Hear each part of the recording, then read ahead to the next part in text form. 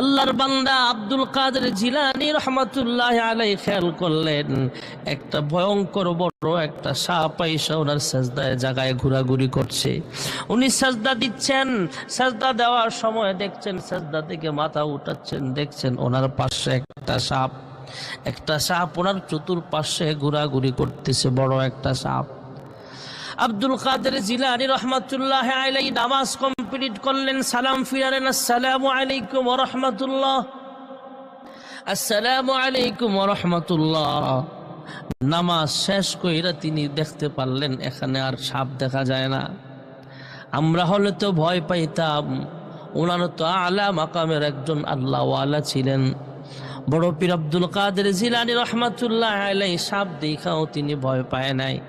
তিনি বুঝতে পারছেন অবশ্যই এর ভিতরে কোনো রহস্য লুকায়িত আছে। বড় পীর আব্দুল কাদের জিলানী রহমাতুল্লাহ আলাইহি নামাজের সালাম ফিরায়া রুম থেকে বের হলেন, হুজরাখানা থেকে বের হলেন। বের হয়ে দেখে অসম্ভব একটা লম্বা, অনেক বড় একটা লম্বা, ভয়ঙ্কর লম্বা একজন মানুষ দেখা যায়। আব্দুল কাদের জিলানী রুম থেকে বের হলেন। এই মানুষটা আস্তে করে তার সূরত একটু পরিবর্তন করে ছোট হয়া সালাম দিলেন আর ডাক দিয়া কয়, হে আব্দুল কাদের জিলানী, হ্যাঁ বড় পীর আব্দুল কাদের জিলানী, আমি কিন্তু কোনো মানুষ নই, ভয় পায়েন না। আমি হলাম একটা জিন, জিনদের মধ্য থেকে একজন জিন হলাম আমি একজন সাধারণ জিন। মেয়ে হারায় গেছে, আমার কন্যা সন্তানটাকে আমি অনেক মহব্বত করি। সন্তানও আব্বা আব্বা বলে আমাকে ডাক দেয়। সাধারণত ছেলে সন্তানের চাইতে মেয়ে সন্তানেরা বাবার আদর বেশি করে, বাবার আদর বেশি পায়, মেয়েরা বাবারে বেশি আদর করে। আব্দুল কাদের জিলানী আশ্চর্য হয়ে বলছে, তুমি জিন, আমি হলাম মানুষ, তুমি খুঁজে দেখো। কয় অনেক খোঁজাখুঁজি করলাম, আমার মেয়েটাকে আমি খুঁজে পাচ্ছি না। আব্দুল কাদের জিলানী ডাক দিয়া কয়, হ্যাঁ জিন, তুমি জিন হয়া যদি খুঁজে না পাও, আমি মানুষ হয়া তোমার সন্তানকে কেমনে খুঁজে পাবো? জিন ডাক দিয়া বলে, হ্যাঁ আল্লাহওয়ালা, আপনি আল্লাহওয়ালা মানুষ, আপনার দ্বারা সম্ভব। আমি জিন হলো, আমার দ্বারা সব কিছু সম্ভব হয় না, আমার কিছু বাধা প্রতিবন্ধকতাও আছে, আমারও তো রুলস আছে, সীমানা আছে, সব এলাকায় আমি খুঁজে দেখার সুযোগও নাই। আব্দুল কাদের জিলানী বুঝতে পারলেন আমার সাহায্য তার প্রয়োজন, সে আমার সাহায্য করার জন্য যেহেতু আসছে, আমার সাহায্য করা লাগবে। আব্দুল কাদের জিলানী রহমাতুল্লাহ আলাইহি একটা কাগজের মধ্যে সিগনেচার দিলেন। সিগনেচারের আগে একটা চিঠি লেখলেন, নিচে তার সিগনেচারও দিয়া দিলেন। চিঠির মধ্যে যা লেখার লিখিয়া দিলেন। লেখা বলে, যাও এই মুহূর্তে এই চিঠিটা নিয়া জিনের বাদশার কাছে এই চিঠিটা তোমার তার হাতে পৌঁছায়া দিবা।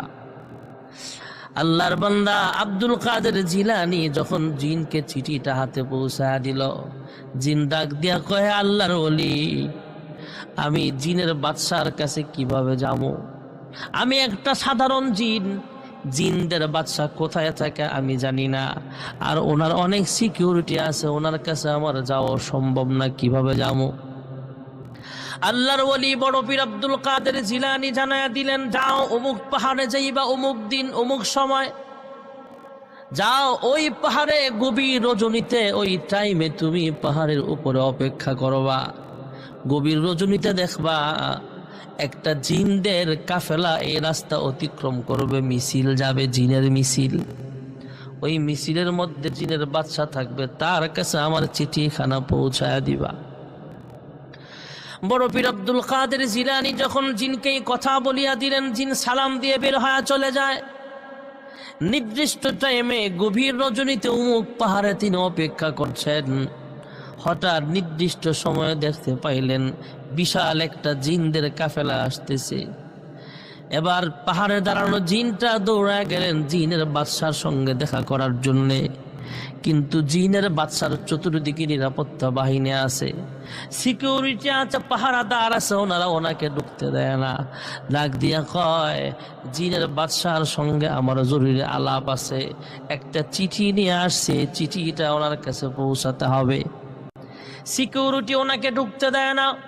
পাহারাদাররা ওনাকে বাধা দিলে, তর্কাতর্কি ঝড়ায় গেলে, তর্কে ঝড়ায় গেলে, এক পর্যায়ে জিনের বাদশার কানে আওয়াজ পৌঁছিয়া গেলে সে ডাক দিয়া কয়, সামনে কি হয়েছে? কয়, একটা জিন একটা চিঠি নিয়ে আসছে আপনার কাছে পৌঁছাবার জন্যে।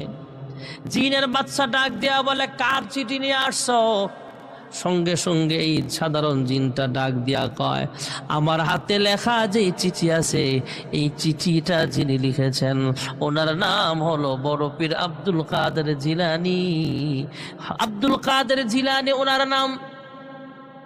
যখন বললেন ওনার নাম আব্দুল কাদের জিলানীর লিখিত চিঠি নিয়ে আসা হয়েছে, বাদশাও ঠান্ডা, বাদশার সামনে সব জিনেরাও ঠান্ডা হয়ে যায়। বাদশার সামনের যত সিকিউরিটি আছে ওনারাও ঠান্ডা হয়ে যায়, নাম শুনে কলিজা ঠান্ডা। জিনের বাদশা ডাক দিয়া কয়, আমার কাছে কে চিঠি পাঠাইছে? কয়, আব্দুল কাদের জিলানী। কয়, চিঠিখানা আমার হাতে দাও। চিঠিটা উল্টায় তিনি দেখলেন খাম খুইলা দেখে চিঠি সালাম দেওয়া। সালাম দিয়া লেখলেন, হ্যাঁ জিনের বাদশা, আমি আব্দুল কাদের জিলানী বলছি। এই জিনের মেয়েটা হারায় গেছে, তার সন্ধান আপনি বের করিয়া দেন। সঙ্গে সঙ্গে জিনের বাদশা দুইজন শক্তিশালী জিনকে ধমক দিয়া কয়, এই তাড়াতাড়ি যাও, এই লোকটার মেয়ে কোন জায়গায় আছে খুঁজে বের করে নিয়ে আসো। শক্তিশালী পাওয়ারফুল জিন দুইটাকে যখন হুকুম দিল, দুইটা দৌড়ায় যায় এই সাধারণ জিনের মেয়েটাকে খুঁজে বের করে তার সামনে হাজির করিয়া দেয়। মেয়ে জিন সহ, মেয়ে জিনের বাবা জিন সেও দুজন একসাথে হয়ে যখন আল্লাহর শুকরিয়া আদায় করলেন, বাদশাহকে ধন্যবাদ দিলেন, এবার আব্দুল কাদের জিলানীর সামনে ওনারা আবার হাজির হয়ে গেলেন। হ্যাঁ বড় পীর আব্দুল কাদের জিলানী, আপনার মাধ্যমে আমার মেয়েটাকে পাইছি, আল্লাহর দরবারে শুকরিয়া আদায় করে আপনার কৃতজ্ঞতা জ্ঞাপন করি।